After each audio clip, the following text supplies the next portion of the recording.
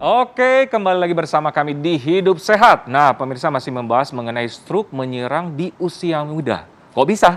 Nah, tadi Dokter Nurul ada statement, ada pasien Dokter Nurul sudah terkena serangan stroke pada usia 12 tahun. Benar. Itu karena apa dokter tadi, maaf? Itu karena obesitas. Jadi pasien ini gendut banget memang gitu. Faktor risiko lain sih nggak ada, meskipun memang harus dicari lagi faktor genetiknya ya. Iya. Tapi itu utamanya adalah obesitasnya. Obesitas. Iya. Nah, mungkin ibu-ibu juga di rumah nih makin penasaran nih, segede apa sih? Karena kan anak-anak sekarang tuh rata-rata tuh apa ya, gemuk-gemuk ataupun lucu-lucu gitu dokter. Segemuk apa sih dokter? Batasannya yang harus diwaspadai. Oke, ini sebenarnya harus dikonsultasikan lagi sama dokter anak ya kalau anak-anak.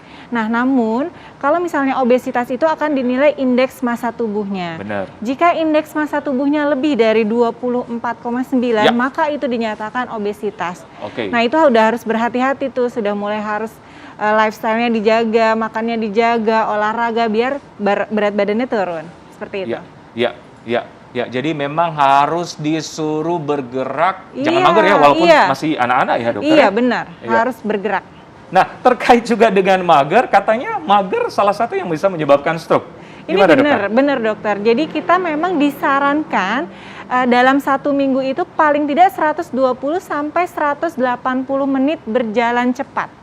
Oh, 120 sampai 180 menit. Berarti berapa? 2 jam sampai 2 jam setengah ya? Iya, dalam seminggu itu. Kita bisa total dalam seminggu seperti itu. Misalnya kita nggak sempet nih tiap hari. Tapi misalnya bisa kita menyisihkan waktu 3 kali aja dalam seminggu sejam-sejam. Itu udah cukup. Nah, apa pengaruhnya sehingga menyebabkan stroke, dokter? Oke, ketika kita tidak malas bergerak, maka metabolisme kita tidak bagus. Nah, itu tadi akan menimbulkan kolesterolnya naik, kemudian tensinya juga naik, gulanya naik, dan sebagainya, sehingga menyebabkan stroke. Seperti itu. Oke. Nah, hati-hati ya, harus selalu bergerak ya, walaupun di usia muda ya. Nah, dokter, di usia muda katanya memiliki riwayat gangguan pembekuan darah lebih tinggi resikonya terkena serangan stroke. Fakta atau mitos? Ini fakta, dokter Eklas. Iya, jadi memang pembekuan darah itu kental hubungannya dengan stroke. Ketika misalnya terjadi pembekuan darah, maka aliran darah ke otak itu berkurang. Sehingga itu akan menyebabkan oklusi penyumbatan. Nah, ini tadi yang akan menyebabkan stroke tadi. Ini sering terjadi pada pasien-pasien COVID, itu beberapa 2-3% pada pasien COVID kan dia terjadi kekentalan darah, hiperkoagulasi. Nah, itu bisa terkena stroke. Oke. Jadi karena hiperkoagulasi karena pembekuan darah, jadi tersumbat asupan darah ke otak ya? Iya, benar. Jadi menyebabkan trombus gitu, jadi dia kena stroke. Oke. Salah satu juga yang COVID ya? Iya, bisa salah satunya COVID. Darah. Oke.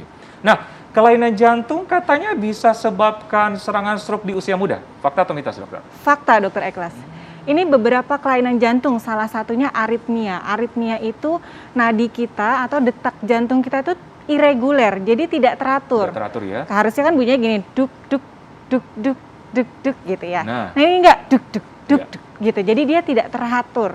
Nah, itu biasanya disebabkan karena gangguan katup. Nah, saya ngomong bicara dengan gangguan katup.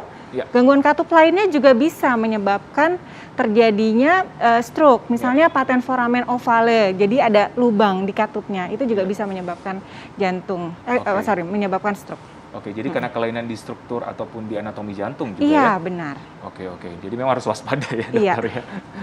Oke, nah untuk kita nih yang masih usia produktif dokter, kira-kira nih apa yang harus dilakukan ataupun harus disampaikan kepada masyarakat yang nonton supaya tidak kena stroke di usia muda, dokter? Oke, untuk mengurangi risiko terjadinya stroke, kita harus mengubah lifestyle kita. Lifestyle ya, setuju. Satu itu ya. Biar kenapa? Biar hipertensi kita, kolesterol kita, diabetes kita terkontrol semua. Nah, kemudian kita harus jalan tadi kan, jangan mager, bergerak pokoknya. Olahraganya minimal jalan kaki aja, lari boleh, atau olahraga lain, yoga, ataupun olahraga lain boleh ya dok ya. Kemudian, atau misalnya boleh, yang penting bergerak gitu. Nah, kemudian setelah itu kalau misalnya sudah punya riwayat darah tinggi, kolesterol, itu harus dikontrol dengan baik. Targetnya adalah tensi kita itu harus kurang dari 140/90. Oke, 140/90. Jadi kalau di atas itu udah harus waspada. Itu sudah dikatakan hipertensi dan itu sudah harus diterapi. Ya. Kemudian yang kedua, kolesterol. Kolesterol kita ini juga harus dikontrol. Ini ada beberapa yang mengindikasikan dislipidemi, salah satunya trigliserid. Trigliserida harus kurang dari 200, kemudian kolesterol total harus kurang dari 200. LDL atau kolesterol jahatnya itu harus kurang dari 100. Ini harus dikontrol dengan baik juga. Gitu. Kemudian diabetes. Diabetes juga harus dikontrol dengan baik. Target gula kita harus kurang dari 140. 150. Oke dokter, nah itu kan berbagai penyakit metabolik. Kalau makanan gimana dokter? Kalau makanan itu tadi, kita harus menghindari makanan yang terlalu tinggi garam, terlalu tinggi banyak lemak, kemudian kita harus diet tinggi sayur-sayuran dan buah-buahan gitu. Seperti itu. Nah kemudian hindari atau kurangi merokok, kemudian kopi itu juga nggak boleh terlalu banyak, sama satu lagi alkohol. Alkohol itu juga bisa menimbulkan stroke. Jadi kita harus kurangi atau tidak boleh minum alkohol. Gitu. Kembali di ini ya, lifestyle dokter ya. Lifestyle yang baik, makanan yang bijak. Jadi memang untuk pencegahan harus memiliki pola hidup sehat dan selalu nonton Hidup Sehat dokter. Iya benar, biar tahu ilmunya kan. Setuju. Baik Dokter Nurul, terima kasih informasinya sangat jelas. Tetap jaga kesehatan dokter ya. Iya, sama-sama Dokter Ekles. Oke, pemirsa, sesaat lagi kita akan ngebahas bagaimana caranya menjaga nutrisi otak.